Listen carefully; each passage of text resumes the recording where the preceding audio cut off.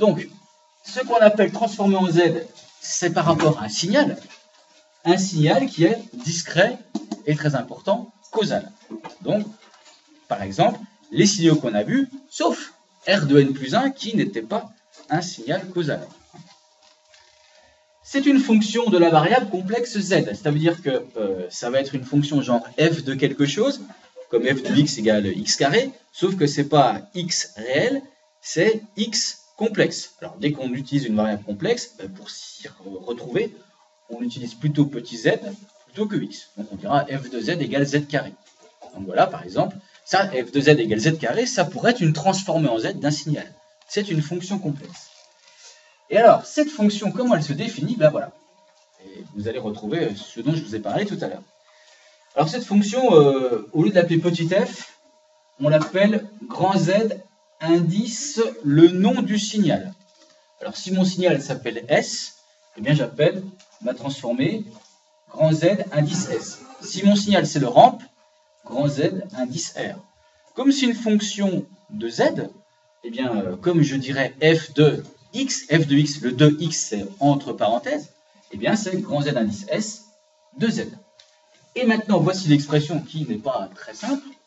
C'est une série, donc c'est une somme lorsque n va de 0 à plus infini. Donc là, vous repensez à ce qu'on a dit tout à l'heure. De quoi?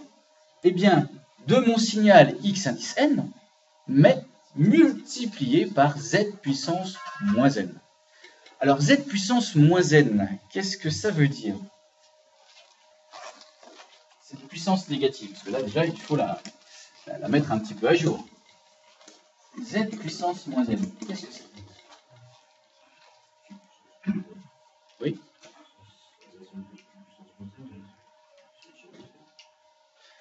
Alors, très intéressant, ça fait partie effectivement d'une suite géométrique, tout à fait. Mais ma question ne va pas aussi loin que ça. Comment écrire autrement z puissance moins n? Voilà comment je peux poser ma question. Z puissance n. Et non, pas moins z puissance n. Eh oui. C'est 1 sur z puissance n, et donc ça c'est une notation, en fait, ça c'est une notation, c'est la fameuse puissance négative. Alors on en parle en quatrième, hein, donc ça fait longtemps, hein. 3 puissance, 3 puissance moins 2, eh bien c'est 1 sur 3 puissance 2. Une puissance négative est l'inverse d'une puissance positive. Alors je dirais que même 3 puissance 2, c'est aussi 1 sur 3 puissance moins 2. Alors, voilà, on peut jouer aussi dans l'autre sens. Voilà. Donc, en fait, normalement, cette transformée en z, grand Z de S de petit z, c'est la somme de 0 à l'infini, alors n égale 0 à l'infini, de x puissance n, et au lieu d'écrire z puissance moins n, fois z puissance moins z, on aurait pu écrire sur z puissance n. Voilà. Voilà comment on aurait pu définir, de manière strictement identique, la transformer en z. Or, on préfère utiliser une notation comme celle-ci. Pourquoi? Parce que déjà, on n'a pas de quotient. Les fractions, je suis sûr que vous êtes d'accord avec moi, on n'aime pas trop ça. Et à cause justement de la progression géométrique, c'est plus facile de raisonner sur une progression géométrique lorsque c'est au numérateur plutôt qu'au dénominateur. C'est juste une histoire de rapidité d'exécution. Ça ne change en rien, évidemment, le résultat. Voilà. Donc, ça, très important, petite précision sur cette écriture-là. Et, bien, ma foi, on va essayer de calculer. Alors, la transformer en Z transforme donc un signal, donc on a un signal avec nos petits points, nos petites impulsions, etc. Ça transforme ça en une fonction.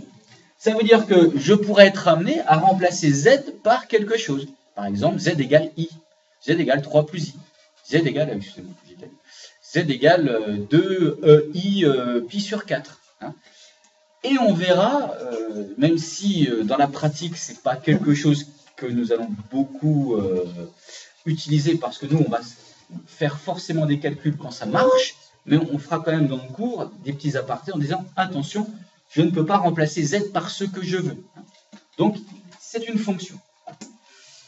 Et puis, la série, hein, donc la série, c'est la somme de 0 à l'infini, associée à la transformée en Z d'un signal causal, n'est pas forcément convergente. Hein, c'est ça qui est important, c'est que parfois, si vous remplacez z par ce qu'il ne faut pas, ben, ce résultat n'existe pas.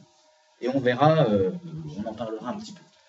Je vous rassure, cette histoire de convergence, on l'abordera dans le cours. Concrètement, on ne l'abordera pas dans les exercices. Voilà, donc